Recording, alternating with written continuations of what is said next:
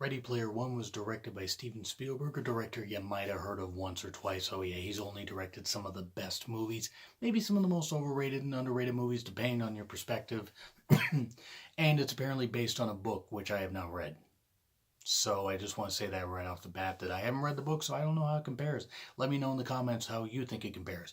I want to say also it's going to contain spoilers, so for those of you that don't want to hear spoilers and you accidentally clicked on the title, just let me know right now so you can click away, watch the movie, come back to the review. Hey, I mean, I love hearing feedback and everything, and I really hope that you guys have enjoyed the movie reviews that I've done, and I really do hope you enjoy the movies that I've suggested. Have done a bunch of top 10s, and I even did a top 100 least favorite horror movies and a top 25 favorite horror movies. It was 25 or 50. Whole point is, I had a lot of fun doing those. And on the Ready Player One, well, you got Ty Sharita, plays Parzival in the virtual reality world, and Wade in the real world. Wade Watts, as he said, his dad said, it sounded like an alter ego for a superhero.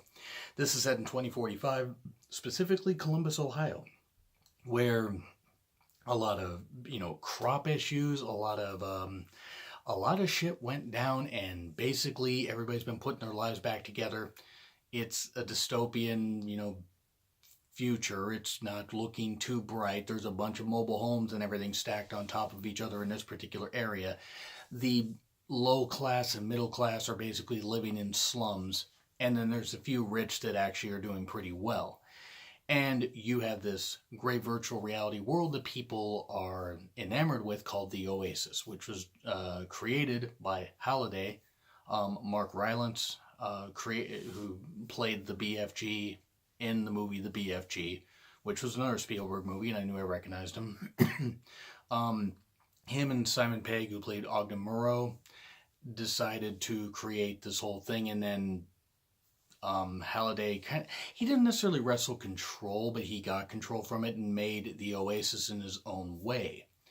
Well, then he died, and he created this, and this video had come out that after he had died, I mean, that he had obviously filmed before, where he talked about once he died, a little fun game would happen in the Oasis where you can be anything you want to be. You can be a man, you can be a woman playing a man playing a woman, you could be a sheep, you could be an iron giant, which, yes, the iron giant makes an appearance. You could be a different species. You could have fun, golf, you could go to a whorehouse if you really want to, because that's kind of was implied in this little virtual reality tour and everything. There's a lot that you can do in the Oasis. You can basically just do anything as a way to kind of keep yourself in check. Let me just say that much right now, that it looks really, really cool. Spielberg has a flair for the dramatic and a flair for really, really, really good special effects when he wants to do it. When Spielberg's focused, he is damn good. This Oasis, as I said, Halliday created something with 3 keys. If you get these 3 keys, you unlock a door to get the Easter egg, which he says gives you access to all the fortune and control the Oasis. So who wouldn't want that? Tons of money and ability to control a virtual reality world. So naturally, there's going to be an iOS, an evil corporation headed by a character named Sorrento, who, you'll recognize the actor. I'll just say that much. You'll recognize the actor when you see him. He was actually in Rogue One and played a damn good role in that too. What was great about that, now Ready Player One, by the way, is not a perfect movie by any stretch of the imagination. Not even close. But it is damn fun. It is really, really fun. It is one of these movies where, yeah, okay, it's like one of these futuristic ones where, okay, you got a kid that rises up, Ty Sharita. Or Sherida, I think actually might be how you pronounce it. He, him and his friend Ike, I believe. I always thought it was H. I just called him H. H actually sounds about right, so I'm just gonna say H. But and actually he thinks it's a guy and actually is played by a woman. The thing I liked about this movie, and it touched on it during the time in the Oasis, especially with Olivia Cook's character played by Artemis, um, real name Samantha, in the real world, you know, Parzival falls for her. Oh God, but you wouldn't like me if you saw me and this kind of stuff. I'm not what you think. I'm what you want. I'm letting you see what I want you to see, and this kind of stuff, letting you see me as this and not as who I am. But the thing is that that's kind of what this movie touches on, and it touches on the whole idea of on social media, and that's kind of what this thing speaks on. Social media, we all put on masks and we all put on different personas and stuff like that to be different people and talk to others. Now, I'm not saying that we aren't, versions of that, but it's the way people act. Like, are you really who you are? Would you like somebody that you've talked to for a number of years on social media if you met them in real life? I kind of wonder that about a lot of people that talk to me on here, and not just on my YouTube videos, but on Twitter in general. I think I'd enjoy hanging out with a lot of you cool people. But the whole idea is, is the person, do you have it in your mind that this person is so perfect and you would be let down if you met them? That's the theme that this movie touches on. But also, but back to the whole thing. Olivia Cook, by the way, absolutely beautiful, was in Ouija, hated the movie Ouija, but she's been in a few other things too. But she was a bright spot in Ouija, but Ouija was a pretty crap movie. But this movie, you got this whole thing where, okay, you got this big race, and how in the world can you win this big race and get this first key? Well, the answers lie in Halliday's old videos, which are video diary. And there are tons of clues and stuff like that in there. What if we could go backwards really, really fast? And that's how you win. You'll win by basically cheating the damn game. It's very video gamey. There's a ton of pop culture references. Iron Giant, Terminator, Shining. The Shining is where the second key happens. And or second key appears. There's really, really good stuff. The problem with this movie, and my one quibble with it, is Sorrento. The character Sorrento. He is one of the worst villains I've ever seen. And I think maybe that's kind of the idea, is he thinks he's a badass, and he can be a badass, he's a corporate guy, but he can be a badass in the Oasis. The problem is he's not a very good villain. A lot of movies aren't knowing how to do really good villains anymore if you have an antagonist and a protagonist. In these type of movies.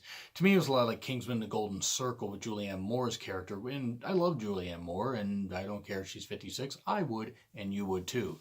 I like her. I think she's a great actress, and yeah, I think she looks good for her age. But anyway, the whole idea is if you have a very one-note villain, then okay, is there really an element of danger? And there isn't. It's pretty obvious everything's going to work out. The idea, okay. You get the 3 keys, and there's all these trials, tribulations, and this kind of stuff. You laugh, learn, love, and you figure out how best to use your friends, and your friends to help you and stuff like that. The thing is it gets very, very jumpy near the end. You got this whole stuff where they're in a van and they're in their visor stuff and everything. Their gear to be in the Oasis. But how in the world are they able to not get caught? To me, it was a lot like the Avatar, the Avatar syndrome, where they were all stuck in these tubes and they were projected into the bodies and everything, bodies of the Na'vi. To a lesser extent, it reminded me of John Carter, except I don't like being reminded of John Carter because John Carter was abysmal.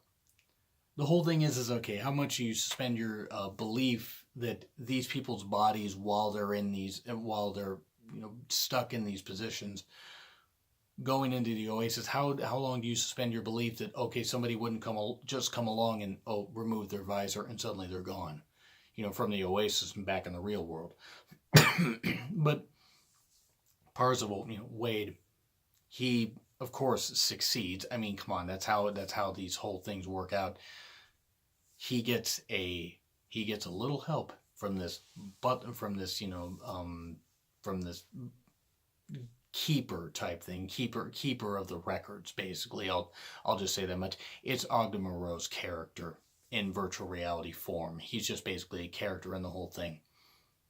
And he at one point flips a coin to Parzival and says, oh nope, a bet's a bet.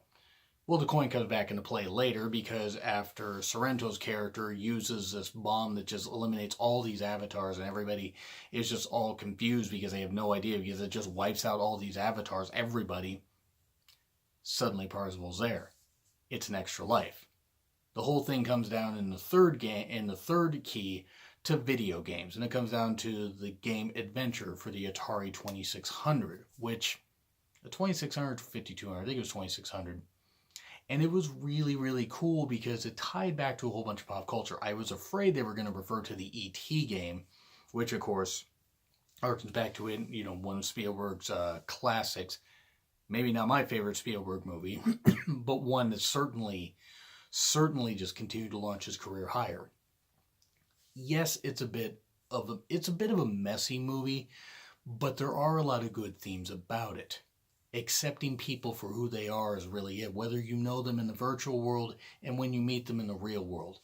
It's really, really cool. And yeah, it does speak on the whole thing about social media and stuff like that, stuff that I talked about earlier. But it's got a lot of good things to it. And it's funny that this movie's set in 2045. 2018, we aren't that far off. We might end up in a fucked up world here in about 10, 15 years. We're 5 or 2 at this rate. The whole point is right now it's a decent world, and able to see movies like Ready Player One where it was enjoyable. And of course everything works out in the end. Sorrento gets arrested. Parzival gets control of the company. Him and Artemis, Samantha and Wade end up together and everything, and it's really, really cool. Again, Olivia Cooke, beautiful girl, I think has a bright future, and I think Ty Sherida will be good also. I think he's got good leading man qualities. Of course, a lot of special effects and stuff like that overtake this movie, and that's what a lot of it is. The music, the pop culture music and stuff like that, it all goes back to Halliday retreating into a virtual world and not doing the things in reality that he wished he had. And that's what ties in this whole thing. I did not see the post-credits sequence, so I don't know what that was. Let me know in the comments what that was, if you would like, and put spoilers so people know, spoilers ahead. But again, I just really, really enjoyed Ready Player One for the fun factor. Movie itself is maybe a B to a B minus depending, because it's a very basic movie with a lot of fun to it. But for fun, I would say B plus, solid B plus. Really, really fun, enjoyable. There are a few parts that are goofy, but it's a fun movie. It's just overall a fun movie. So anyway, that's what I have to say. What do you guys think of Ready Player One? Let me know in the comments. Like, share, subscribe. Also, it's been Real Honesty with John Ritlin. I'm John Ritlin, and I will see you soon.